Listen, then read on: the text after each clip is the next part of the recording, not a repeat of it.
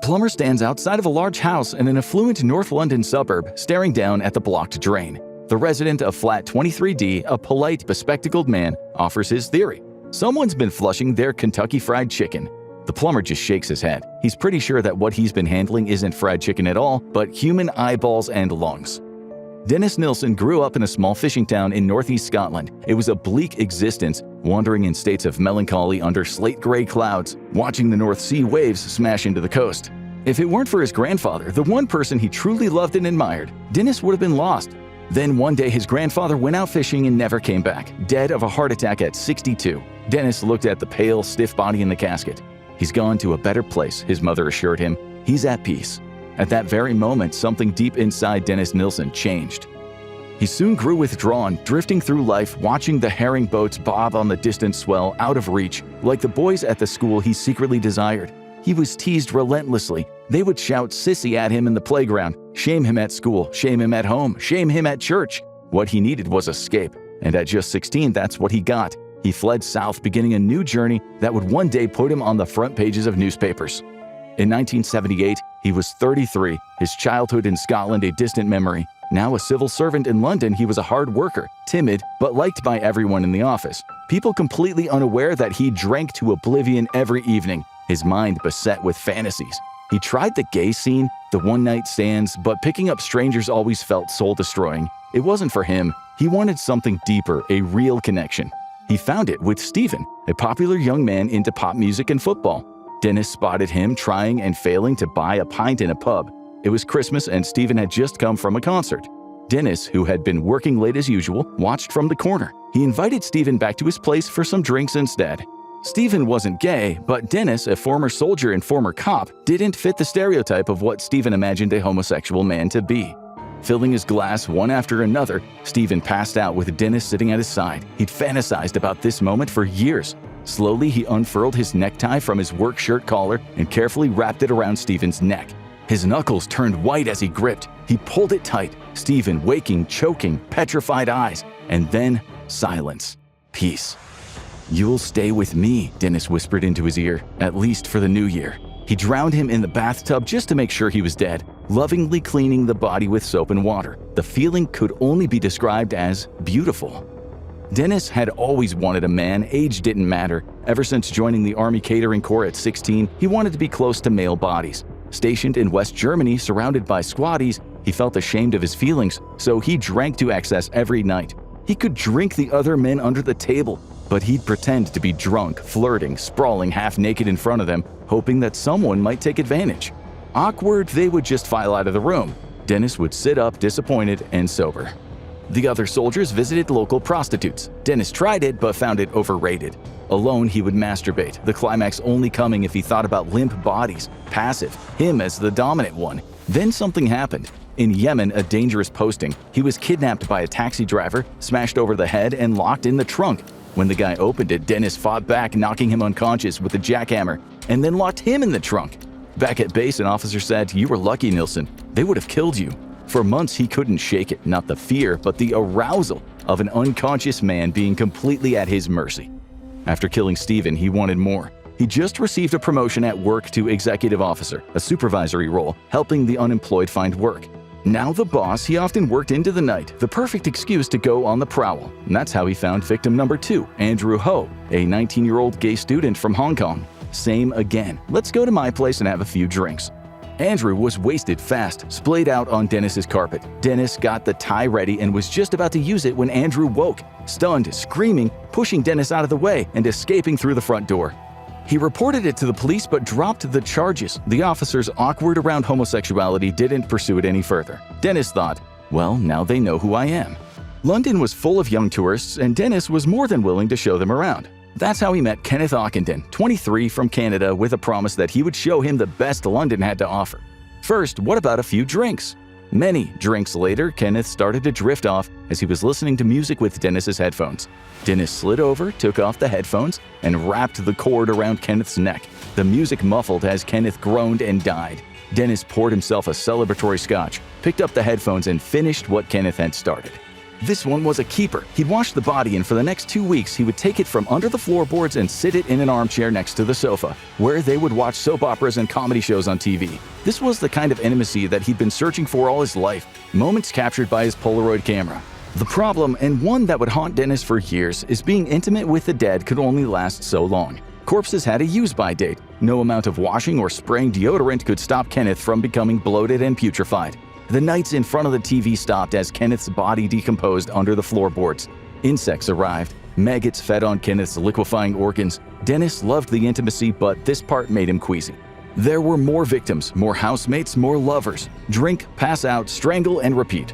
Depending on the weather, he'd get at least a good 2 weeks with them, but after that, it was television by himself, and he hated it. And as the bodies rotted, Dennis's Christian upbringing would bring shame. He'd often spit at himself in the bathroom mirror, cursing, "You're disgusting." He'd break down, sobbing on the floor. Only once had Dennis tried to have what you might call a normal relationship. After 11 years in the Army and a brief stint as a police constable, he'd met a guy outside of a pub, rescuing him from a fight. Dennis was strong, violence didn't scare him, and soon they were in a relationship. A soap opera romance. They'd agreed to get a place together, 195 Melrose Avenue. They played the happy couple, nights in front of the telly, decorating rooms together, and all the other things that people in relationships do. But after a few months, it felt like the mask Dennis was wearing started to dissolve from his face. They argued, vicious fights, insults they couldn't take back. Then it was separate bedrooms, inviting strangers back at night, and after a year, it was over. Dennis much preferred the dead, like that young runaway from Liverpool. He'd been sleeping rough on the streets, and Dennis was there with the offer of a hot meal and a warm bed. A few rum and cokes later, and Dennis was sitting on his chest, garroting him, eyes bulging, followed by tears of shame, and then the caressing and kissing as they watched Doctor Who. Dennis would masturbate over the bodies, but there was never any penetration. He wasn't an animal. One day, he'd have to try to explain this to the world. He was already dreading it, partly because he hadn't quite figured out what he was. Disposal was becoming a major problem. He'd keep the bodies under the floorboards, and when the oldest turned to maggots, the stench was unbearable. He would dissect it, removing organs, dismembering the rest, usually vomiting in the process. The heads weren't as difficult as he'd first imagined. He'd boil them for hours. The flesh, eyeballs, and even the brain could be turned into a soft paste. He would dump it in the bushes and long grass in the park beside the house. He knew local kids played hide-and-seek there, but he doubted anyone would recognize a boiled, mushed brain. Still, he knew it was a risk. The trouble was the big bones, the legs, arms, and torso. Those same kids often wandered past his garden. It faced the park, so when he burned pieces of limbs and torso, they would show up excited, thinking he lit a bonfire. He'd burn rubber to disguise the smell as the kids' parents peered through their living room curtains. When the kids danced around the flames, it was beautiful, like a tribal show of respect around the pyre of his great lovers. The next morning, he'd rake up the bone and skull fragments and then toss them in the dustbin. He tried to stop, and he did for about a year. But then he met a young Scottish man who'd made the mistake of not just talking to him, but agreeing to have a drinking competition with him. Dennis thought, well, you asked for it. The Scot never had a chance. Soon he was stiff in an armchair watching the 9 o'clock news, as Dennis talked to him in earnest about a miners' strike. And then there was the skinhead kid and a young lad from Belfast, both summer murders when the bodies decomposed fast. The dissections even more disgusting in the heat. He'd later explain how his days were always the same. End of the day, end of the drink, end of the person, floorboards back, carpet replaced, and back to work. No one suspected him, yet. Sure, he was taking a lot of time off of work, but most of the victims were just poor kids, runaways, so they didn't bring much heat. But then in September 1981, Dennis made his first major mistake. He'd found a 23-year-old man slumped against a wall outside of a pub. In full view of the street, he asked the guy if he was okay. Groaning, the guy said that he'd taken too much of his epilepsy medication. Dennis, the Good Samaritan, helped him to his feet and walked him to his own house, where he called for an ambulance. The guy spent the night in the hospital, and the next day he returned to Dennis's place to thank him for possibly saving his life. "No problem at all," Dennis said. "Glad I could help. Do you want to come in for a rum and coke?" A few hours later, the man was stuffed in the cupboard under the kitchen sink. Surely they'd been seen together. He was walking on thin ice. Then his world was turned upside down. His landlord asked him to move out. He wanted to renovate the house. There were still 5 bodies under the floorboards, most of them already dissected, but one still whole. He phoned the office saying he was sick and he needed a few days off. On the upside, the landlord paid him £1,000 in compensation. Dennis had to work hard for a few days, his bonfire burning non-stop. At least the neighbor kids were happy. With his $1,000 in the bank, Dennis rented a flat at 23 Cranley Gardens, a large Tudor-style house in the leafy suburbs from where professionals commuted to the city. He just joined the ranks of the middle class, but for a serial killer, it was far from ideal. The house was split into 5 flats, so lots of nosy neighbors. Worse still, it didn't have much of a garden. Dennis had the top flat, a great view, and he liked the skylights, but terrible for getting rid of bodies.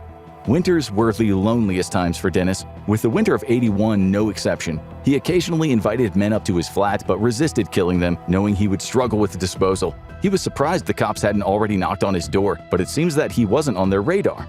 He was still dreading being caught, not so much prison, but explaining what he was. As winter turned to spring, he was faced with a dilemma. He got a guy so drunk that he couldn't wake him up. He wasn't even trying to kill this one, but what was he supposed to do? The guy was just lying there. He wound a strap around the man's neck and started pulling. From a drunken slumber, the guy came around with a vengeance, serving Dennis a dose of his own medicine and throttling him. Eventually, the man passed out, only to open his eyes and go at Dennis again. 3 times the man sprung back to life. A few months later, Dennis met a 21-year-old in drag at a cabaret bar in Camden Town. The guy had just been dumped and had a broken heart. After endless glasses of rum, the man woke up unable to move his arms and legs, cocooned in Dennis's sleeping bag.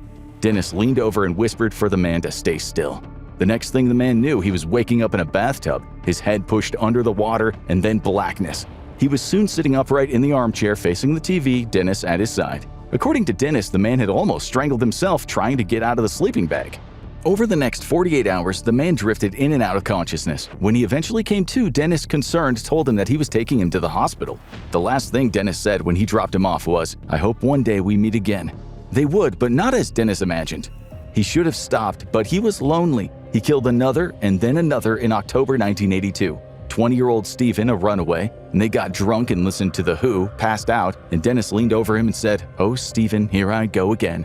This one he almost felt sorry for. He had bandages on his wrists covering deep cuts.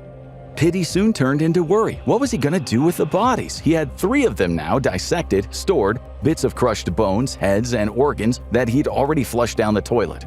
The pipes couldn't take it. Soon all of his neighbors complained their basins and toilets were overflowing. Dennis would meet them in the hallway on the way to work. Terrible, and to think how much we pay for this place. He was living on borrowed time. His mind was racing, trying to think of solutions, because he was sure he had a lot of skeletons in his closet, real ones and secrets. "It looks to me like someone's been flushing down their Kentucky Fried Chicken," Dennis told the plumber, Michael Catran, pretending to be concerned. Catran had pulled stuff out with his hands, and it smelled rotten. It looked like flesh and bones, and definitely not from a bird. Catran later returned with his boss the next day. Yep, no question they were human remains. An hour later, as Dennis was busy at the office, a pathologist was at the house on the phone to the police. Human, and possibly more than one victim. Not long before, he'd scooped an eye from a drain and found bits of lung.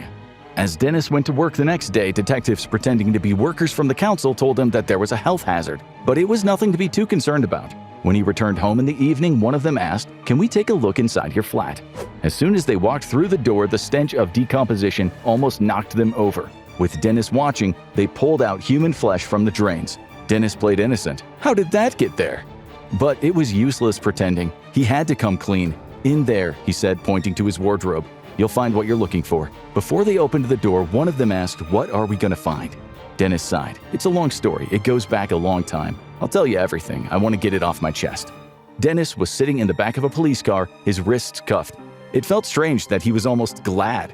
An officer asked, "So 1 or 2 people?" Dennis didn't even hesitate. 15 or 16 since 1978.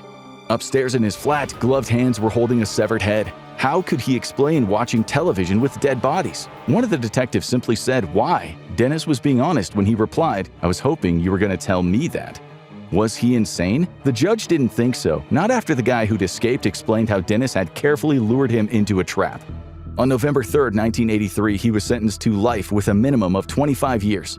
In 1994, the British Home Secretary ruled that he would never get out of prison as long as he lived. In 2018, aged 72, Dennis died of a pulmonary embolism and internal bleeding. No family members were present during the cremation. In his memoirs, he left the world a message. There are monsters in this world. They're just people. There are strong people and there are weak people. I think I'm an amalgam of the two. Now go check out how a serial killer turned his victims into burgers, or click on this video instead.